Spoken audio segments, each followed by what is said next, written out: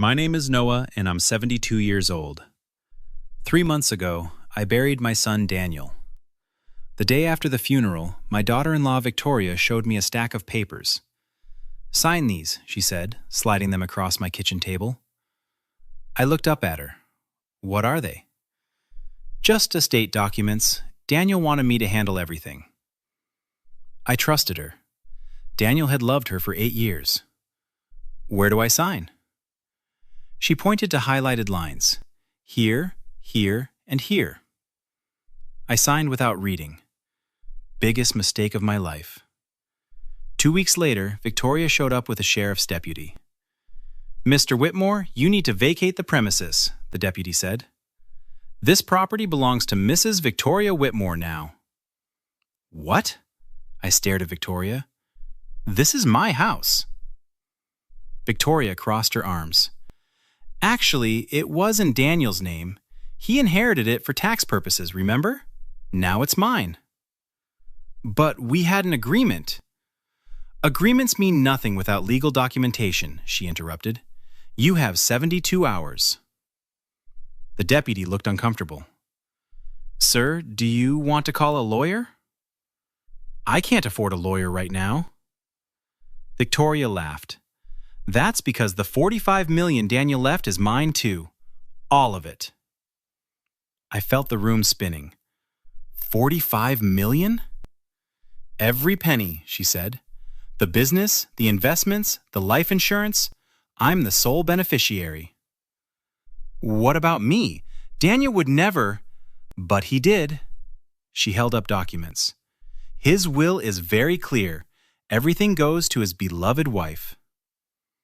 "You'll be hearing from my lawyer if you're not out by Friday," Victoria said. "Oh, and Noah? Don't bother contesting this. I have the best legal team money can buy." She walked out laughing. I called my grandson Tyler that night. "Grandpa, slow down," he said.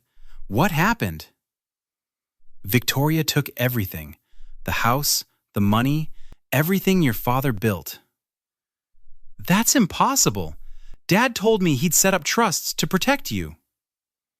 "She showed me his will. It says she gets it all." Tyler was quiet for a moment. "Grandpa, Dad rewrote his will 6 months ago. He specifically told me you were protected. He was planning to divorce her." "He said that?" "Yes. He didn't trust Victoria after catching her lying about money." The pieces started falling into place. "Tyler, I need your help." "Whatever you need," he said. "We're going to fix this." Victoria thought she'd won. She had no idea what was coming. The next morning, I met Rebecca Williams at her law office downtown. "Tell me everything," she said.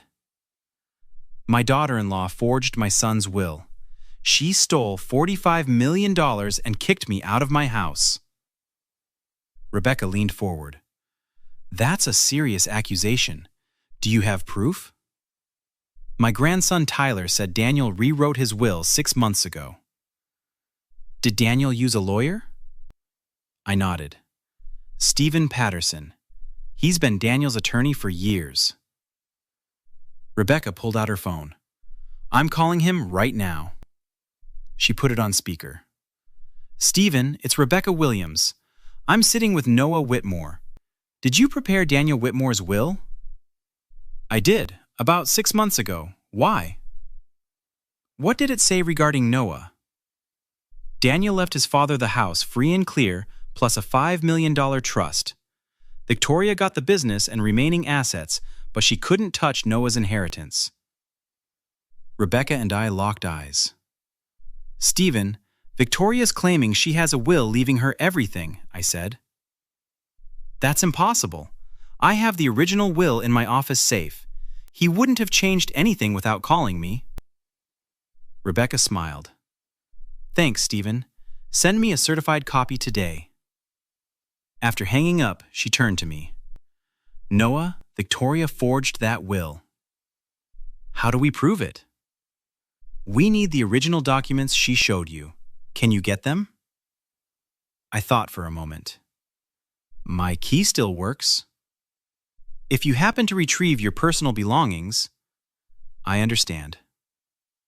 That afternoon, I drove to my house with Tyler. Is this legal? He whispered as I unlocked the door. I'm collecting my photo albums, I said loudly. We found the documents in Daniel's office. Tyler photographed everything. Grandpa, look at this. He showed me Victoria's bank statements. She spent $3 million in 6 weeks. On what? Designer clothes? A Ferrari? A yacht? I took pictures of everything. Back at Rebecca's office, we met Detective Jake Morrison. These bank records show massive spending immediately after Daniel's death, he said. And this signature? He held up the forged will. See how the D in Daniel is shaky? That's a classic forgery tell. Rebecca nodded. We have the real will from Stephen Patterson. I'll open an investigation, Detective Morrison said. Mrs. Whitmore is about to have a very bad week. How long until we can move? I asked. Rebecca checked her calendar. I'm filing an emergency injunction tomorrow. With this evidence, we'll freeze her access to Daniel's estate immediately. And my house? You'll be back home within 72 hours, she said. Detective Morrison stood up. Mr. Whitmore, I need you to do something. Anything? Call Victoria. Tell her you want to apologize. Ask to meet her. Why? He grinned. Because I want to see her face when you tell her what we found. I called Victoria that evening. What do you want, Noah? She answered. I wanted to apologize. You're right about Daniel's will. I shouldn't have questioned you. Silence. I'm listening, she finally said. Can we meet? Maybe dinner tomorrow? I'd like to make peace before I leave town. You're leaving San Diego? I can't afford to stay. I'm moving to Colorado with my sister. I could hear her smile through the phone. That's probably for the best. Sure, Noah. Dinner sounds nice. 7 o'clock at Manzanita? Perfect. See you then. Detective Morrison had been recording the call. She took the bait, he said. The next evening, I arrived at the restaurant early. Victoria walked in wearing a dress that probably cost $10,000. Noah, you look terrible, she said, sitting down. Before we order, I have something for you. I slid an envelope across the table. Her smile faded. What's this? Open it. She pulled out the documents. Her face went white. That's a court order freezing all of Daniel's assets, I explained. Your accounts, the house, the business, everything. You can't. I can. Because that will you forged? We have the real one. Victoria stood up, knocking over her water glass. You're bluffing. Detective Morrison appeared from a nearby table, badge in hand. Mrs. Whitmore, I'm Detective Morrison. We need to talk about several felonies you've committed. I want my lawyer, Victoria said, her voice shaking. Good idea, he replied. Forgery, fraud, elder abuse, identity theft. Should I continue? Other diners were staring now. Victoria looked at me with pure hatred. Daniel would have wanted me to have everything. Daniel wanted to divorce you, I said calmly. He told Tyler 6 months ago. That's not true. It is. And now everyone's going to know what kind of person you really are. She tried to run, but Detective Morrison blocked her path. Sit down, Mrs. Whitmore. We're not arresting you tonight, but you're not leaving until we talk. Victoria collapsed back into her chair, tears streaming down her face. Noah, please, we can work this out. Like you worked it out when you threw me out of my own home? I'll give you your house back and money. I stood up. I don't want anything from you. I want what Daniel left me. Rebecca Williams walked in right on cue. Mr. Whitmore, the judge signed the emergency order. You can move back home tonight. Victoria looked between us, finally understanding. "You planned this," she whispered. "I learned from the best," I said. "You taught me that documentation is everything." I walked out, leaving her with the detective. For the first time since Daniel's funeral, I felt like I could breathe. 2 weeks later, I sat in Rebecca's conference room for the final settlement meeting. Victoria arrived with her lawyer, Brian Cooper. "Let's get this over with," Brian said. "My client is prepared to negotiate." Rebecca opened her folder. "There's nothing to negotiate.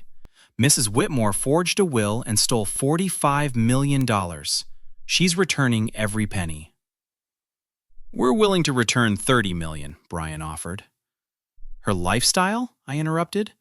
"She spent $3 million in 6 weeks while I was living in a motel." Victoria wouldn't look at me. "The real will is clear," Rebecca continued. "Noah gets the house and $5 million. But first, Victoria returns everything she took." "That's not fair," Victoria finally spoke. "I was Daniel's wife." "You were planning to divorce my son," I said. "He told Tyler. He told Stephen Patterson." Brian shuffled his papers. "We could fight this in court." "And lose," Rebecca cut him off. "We have handwriting experts, bank records, and the original will. Plus, Detective Morrison is building a criminal case. Victoria's looking at 5 to 10 years.